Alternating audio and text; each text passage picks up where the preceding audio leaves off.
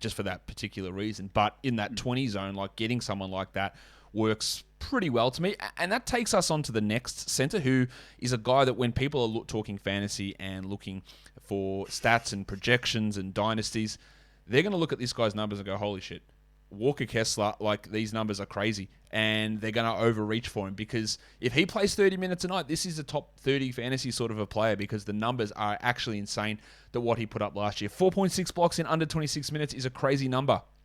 8 boards. He hit 61% of his shots from the field. He did that with solid enough, only 19% usage. It wasn't like just getting fed. Like he's 11 points, 8 rebounds, 4.6 blocks, over a steal.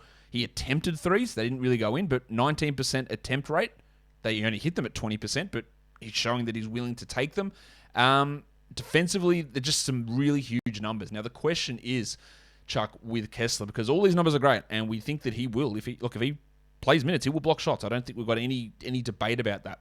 But can he stay on the floor? Can he cope in a pick and roll? Can he get switched and not get burnt completely? Is he just a product of, I am bigger and going to block everything in college, but that's not going to work in the NBA? Or is there hope that this is going to happen for him?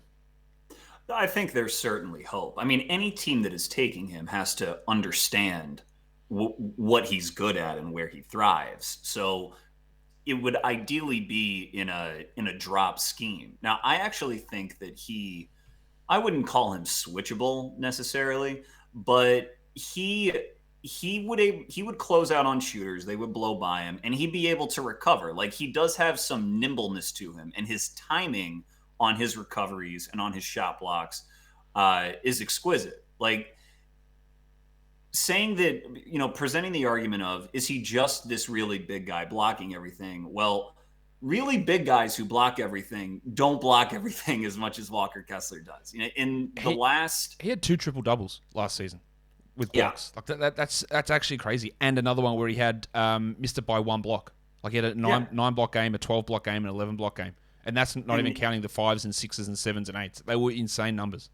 And in the last 15 years, there have been 4 freshmen and sophomores, high major college basketball, who've had a block rate of 12 and a steal rate of 2. That's another thing that's underrated about Walker is his hands are very sort of intelligent. It's Walker Kessler, Nerlens Noel, Anthony Davis, and Isaiah Jackson, who got drafted last year. Now, that's a block rate of at least 12. Anthony Davis has the second highest block rate of this crew at just under 14, and Walker has one of almost 19. That lets you know what sort of an outlier we're dealing with here in terms of how good he is at blocking shots. So when you compare him to like other bigs who've come through and been sort of ineffective, just, like you can, and maybe Walker won't be like a star, but understand that you're not comparing apples to apples. Walker is historically unique with how well he's been blocking shots. I don't know if you've seen this game, but looking through his box score numbers here, I do want to go and watch this game. And whether it's accessible, I don't know. But on December 4th against Yale, he played only 8 minutes. He didn't have any fouls, and he blocked 4 shots. He didn't score. He missed both of his field goals. He ended up with a line of 0-2-1 with 4 blocks in 8 minutes. Now, it doesn't feel realistic for him to... Why did he only play 8 minutes? I don't know. Did he get hurt? I'm not sure.